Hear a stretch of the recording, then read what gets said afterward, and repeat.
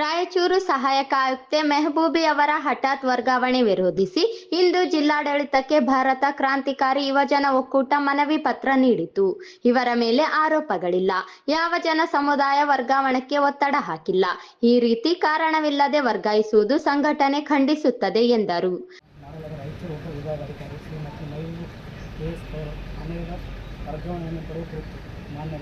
ಅವರು 9 ತಿಂಗಳಿಂದ ರಾಯಚೂರು ವ್ಯಾಪಾರ ಕೆಎಸ್ ಅಧಿಕಾರಿ ಶ್ರೀಮತಿ ಮೈದೇವಿ ಅವರ ದಿನಾಂಕ 13/9/2024 ಪ್ರಥಮ ವರ್ಗಾವಣೆ ಮಾಡಿದ ತಮ್ಮ ಕ್ರಮವನ್ನು ನಾವು ತೀವ್ರ ಅವಕಡಿಸುತ್ತೇವೆ. ಏಕೆಂದರೆ ಇದು ಅವಧಿ ಪೂರ್ವ ವರ್ಗಾವಣೆಯಾಗಿರುತ್ತದೆ.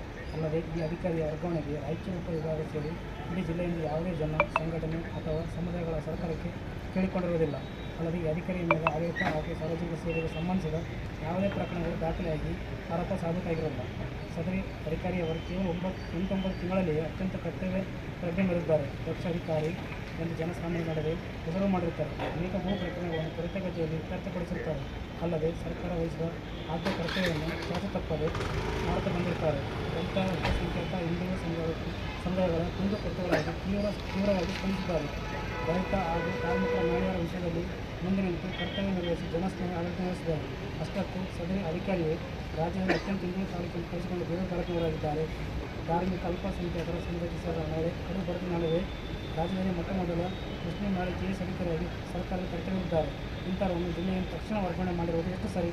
ಸರ್ಕಾರಕ್ಕೆ ವಿವೇಚನೆ ಬಿಡದೆ ಹಿಂದುಳಿದ ಅಲ್ಪಸಂಖ್ಯಾತ ಹಾಗೂ ಮಹಿಳೆಗೆ ಸರ್ಕಾರ ಕೂಡ ಗೌರವ ವಿಧಾನ. ನಮ್ಮ ಬೇಡಿಕೆ ಕೂಡಲೇ ಅವರ ವರ್ಗಾವಣೆಯನ್ನು ರದ್ದುಪಡಿಸಬೇಕೆಂದು ಮನವಿ ಮಾಡುತ್ತೇವೆ. ಅಜಿತ್ ಜಹಗೀರ್ದಾರ್, ನಿರಂಜನ್ ಕುಮಾರ್, ಯಲ್ಲಪ್ಪ ಸೇರಿದಂತೆ ಇತರರು ಮುಖ್ಯಮಂತ್ರಿಗಳಿಗೆ ಬರೆದ ಮನವಿ ಪತ್ರದಲ್ಲಿ ತಿಳಿಸಿದ್ದಾರೆ. ಇವರು ರೈತ ಪರ ಕೆಲಸ ಮಾಡಿದ್ದಾರೆ, ಭೂ ಕಬಳಿಕೆದಾರರಿಗೆ ಸಿಂಹ ಸ್ವಪ್ನವಾಗಿದ್ದಾರೆ.